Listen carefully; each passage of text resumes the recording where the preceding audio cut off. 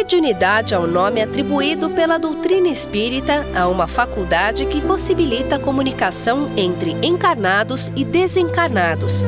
Aquele que serve como ponte para a comunicação entre os dois mundos é conhecido como médium. O fenômeno da mediunidade é estudado desde o início da codificação, ou seja, há mais de 150 anos, sendo as diferentes formas de comunicação didaticamente apresentadas por Allan Kardec. Para que a comunicação seja possível, o espírito que deseja entrar em contato tem a possibilidade de se comunicar oralmente, pela psicofonia, pela escrita, psicografia, ou ainda se fazendo visível ao médium, que é a vidência.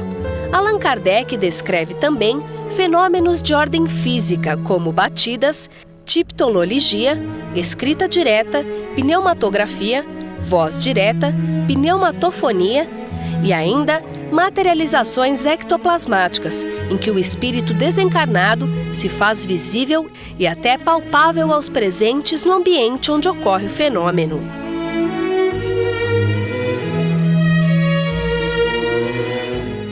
Participe do Clube Amigos da Boa Nova.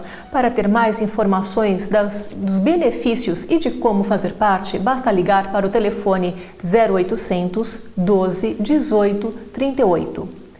Hoje no Ciência e Espiritualidade nós estamos abordando a mediunidade e para conversar conosco sobre esse tema trouxemos o Dr. Franklin Santana. Ele é médico e professor universitário. Bom, Dr. Franklin, nós estávamos falando sobre o início dos estudos, né, sobre a mediunidade, dos processos mediúnicos que aconteceram no hemisfério norte, né, basicamente nos Estados Unidos e na Europa. E no Brasil, quando que isso começou a ser feito? Bom, na verdade, esse movimento, quer dizer, o espiritismo toma corpo lá, quer dizer, do fenômeno mediúnico em si, vira a doutrina espírita, com o nome de espiritismo. Ela então, de uma certa forma, vamos dizer assim, migra para o Brasil no final do século XIX, início do século XX, e aqui toma um aspecto mais religioso a despeito dessa não ter essa sido a visão de Kardec na Europa com a pesquisa. Então, nesse aspecto religioso, o que vai acontecer? Uma grande parte desse mérito da introdução do espiritismo e, consequentemente, da mediunidade no Brasil vai ser a homeopatia, que os grandes homeopatas brasileiros no início do século começam então a fazer essa divulgação. Só que não havia estudos específicos da mediunidade, pelo contrário, havia até um preconceito.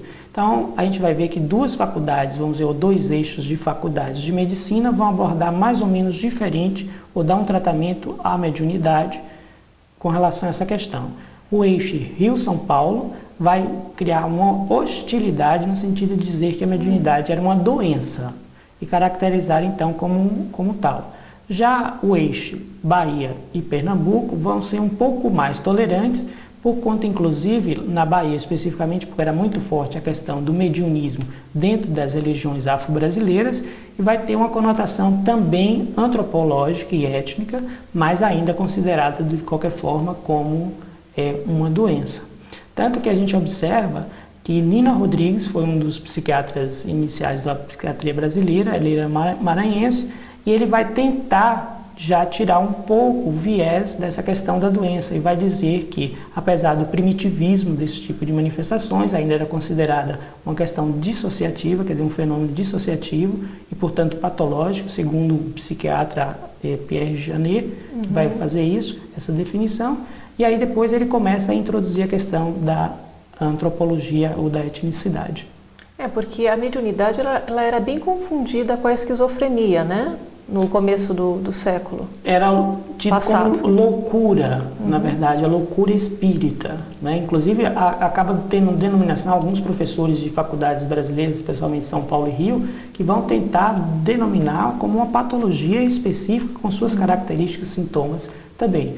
Aliás, atribuir essa causa da loucura só perdia o espiritismo ou a manifestação da mediunidade para duas coisas, que seriam o álcool e a sífilis, que eram doenças que sabidamente que causavam alterações orgânicas no corpo humano. Mas essa visão, ela vai vamos dizer assim, ela vai se manter durante quase 70 anos, né, dentro da psiquiatria, vendo a mediunidade como um distúrbio patológico ou não normal. Até que no final da década de 70, um psiquiatra baiano, que é o Rubim Pinho, ele vai então ver a mediunidade não tanto quanto essa manifestação patológica, porque também era da Bahia, tinha uma visão, e ele começa a estudar as manifestações mediúnicas dentro das religiões afro-brasileiras. Certo.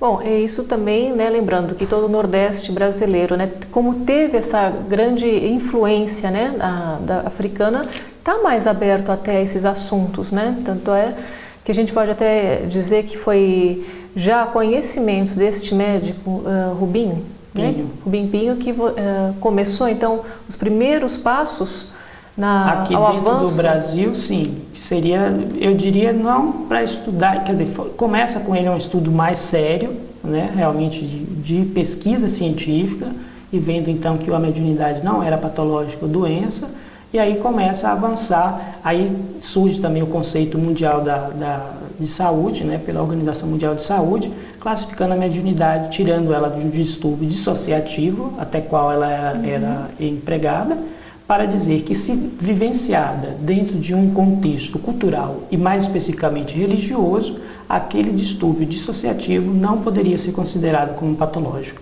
E hoje em dia é essa a visão que temos então da medicina, tem com relação à questão do transe e da possessão. Certo. Mas isso também é mais fácil, né, para um psiquiatra que conheça, né, a doutrina espírita, porque os outros podem rechaçar essa ideia. Mas na verdade esse critério, ele é um critério universal, quer dizer, teoricamente os psiquiatras que estão atualizados com essas definições, né, com esses conceitos, se interessarem pela classificação, obviamente vai definir a mediunidade, se vivenciada dentro de um contexto, como não patológico. E aí é que está a diferença, né? Quer dizer, não basta só, quer dizer, o fato do médico ser espírita ou não, ou ser católico, ou mesmo ser ateu, desde que ele obedeça a esses critérios mundialmente aceitos, né? Então ele consegue definir a mediunidade como uma coisa normal. Tá certo. Bom, Dr. Franklin, nós vamos agora a mais um intervalo e voltamos já já.